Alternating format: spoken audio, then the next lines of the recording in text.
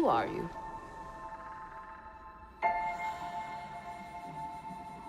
I'm no one.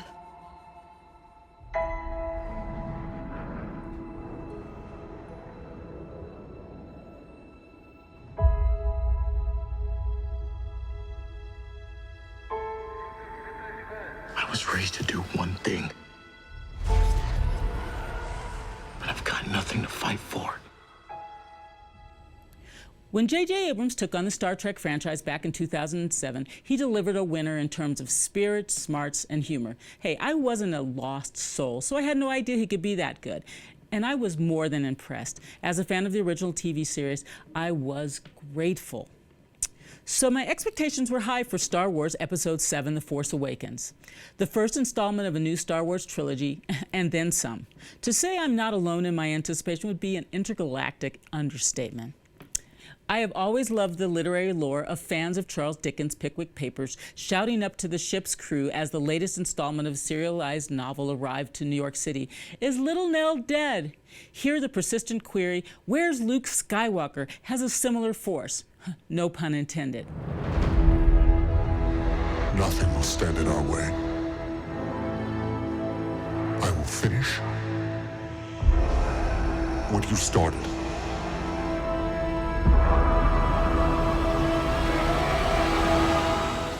Here, the light and the dark clash anew. A new villain battles new heroes. Daisy Ridley is terrific as Rey, essentially an orphan and a resourceful scavenger at a dead-end, dusty outpost called Jakku.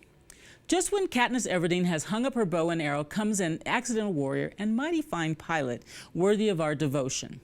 No less appealing is Finn. John Boyega portrays the stormtrooper who has had a change of heart. He was basically a child soldier taken from his parents to serve the First Order. No surprise, but no spoilers either. Episode 7 is full of questions about legacy and destiny, quandaries about family ties, burdens, and birthright. There are stories about what happened. It's true. All of it.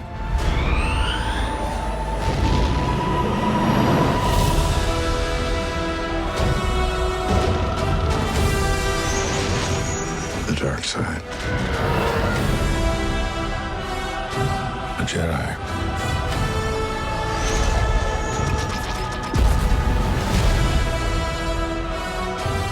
They're real.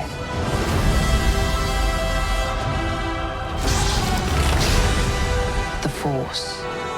It's calling to you.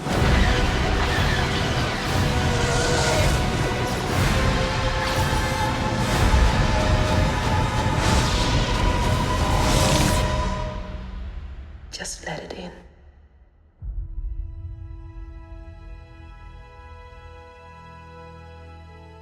The Force Awakens' genius lies in being able to speak to those of us whose movie lives were forever turned upside down when that text crawled upwards and John Williams' truly brilliant score sounded its first notes, and those who are now of the age we were when that happened.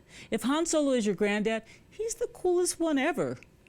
In an Entertainment Weekly article, director Abrams said of the franchise's constant warfare, there's a reason why it was never called Star Picnic. Well, indeed. And yet, with this opening salvo, the director has laid out a feast of known delectables and many new delights.